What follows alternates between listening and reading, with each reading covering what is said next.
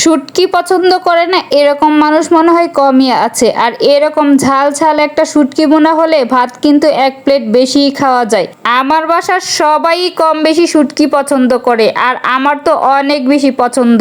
আর যারা শুটকি পছন্দ করেন না, এভাবে রান্না করে দেখতে পারেন, শুটকি থেকে কোনো বাজে গন্ধই আসবে না। তো চলুন শুটকির পুরো রান্নার ভিডিওটা আপনাদের সাথে শেয়ার করি, পুরোটা ভিডিও দেখবেন না টেনে। আর আজকে আমি রান্না করছি এখানে ছুরি শুটকি। তো শুটকিগুলো আমি আগে ছোট ছোট টুকরা টুকরা করে কেটে নিয়েছি। এখন একদম বলকুটা গরম পানি দিয়ে দিয়েছি, আর এই গরম পানির মধ্যে শুটকিটা আমি 15 থেকে 20 মিনিটের মতো ভিজিয়ে রাখবো। তো 20 মিনিট শুটকিগুলোকে আমি গরম পানিতে ভিজিয়ে রাখার পর এগুলোকে ঠান্ডা পানি থেকে ভালো করে আমি একদম পরিষ্কার করে ধুয়ে নিব। তারপর এখানে আমি তেল দিয়ে দিয়েছি একটা পাতিলে। এখানে তেল দিয়ে দিব হচ্ছে পেঁয়াজ, সাথে দিয়ে দিব কিছু কুচি করা রসুন। এগুলোকে একটু ভেজে নিব। পেঁয়াজ আর রসুনগুলো যখন একটু লাল লাল হয়ে যাবে তখন আমি এর মধ্যে দিয়ে দিব এখানে ধুয়ে রাখা শুটকিগুলো। এই শুটকিগুলোকে এখন আমি তেলের মধ্যে একটু ভালো করে ভেজে নিব।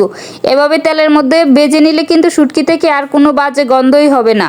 যারা বলেন শুটকি থেকে গন্ধ আসে, তারা এভাবে একটু রান্না করে দেখবেন, শুটকি কিন্তু কোনো গন্ধই আসবে না। এখানে আমি এখন দিয়ে দিব হচ্ছে হলুদের গুঁড়া, আর দিয়ে দিব হচ্ছে মরিচের গুঁড়া, আর দিব সামান্য একটু ধনিয়ার গুঁড়া, আর স্বাদ মতো দিয়ে দিব হচ্ছে লবণ, আর হচ্ছে একটু রসুন বাটা। রসুন বাটাটা কিন্তু শুটকিতে দিতেই হয়, তাহলে কিন্তু শুটকির স্বাদ অনেক গুণে বেড়ে যায়। তো এখানে আমি একটু পানি দিয়ে এখন সবগুলোকে একসাথে কষিয়ে নিব। আর তরকারি মশলাগুলো কিন্তু ভালো করে কষিয়ে নিলে তরকারির টেস্ট অনেক গুণেই বেড়ে যায়। আর এখন একটু কষিয়ে নিয়ে এখানে আমি দিয়ে দিব কিছু আস্ত রসুনের কোয়া।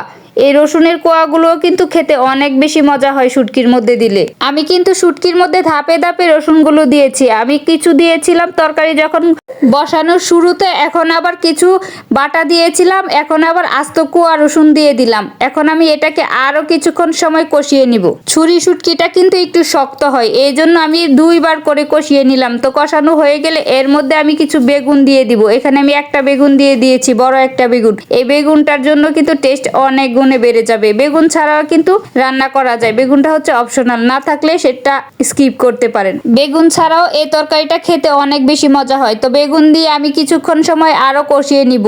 তারপর আমি এর মধ্যে জিউ দিয়ে দিব হচ্ছে আস্ত কাঁচামরিচ। কাঁচামরিচটা ভেঙে খেতেও কিন্তু খুব ভালো লাগবে। আর এই শুটকির তরকারিটাতেও কিন্তু আমি অনেক ঝাল দিয়েছি, কারণ আপনারা কালার দেখলেই বুঝতে পারবেন এই তরকারিটা ঝাল ঝালই আমার কাছে অনেক বেশি ভালো লাগে। যারা একটু ঝাল কম খান তারা একটু মরিচের গুঁড়াটা একটু কম দিবেন। এই তো হয়ে আসছে আমার শুটকি আর হচ্ছে বেগুন দিয়ে ভুনা। ঝোলটা একদম টেনে আসছে, এই পর্যায়ে আমি চুলাটা বন্ধ করে দিব। তো আজকের রান্না এই পর্যন্তই। আপনাদের কাছে আমার রান্নার ভিডিওগুলো কেমন লাগে অবশ্যই কমেন্ট করে জানাবেন। পরবর্তীতে কি রান্নার ভিডিও দেখতে চান সেটাও কমেন্ট করে জানাতে পারেন। আল্লাহ হাফেজ।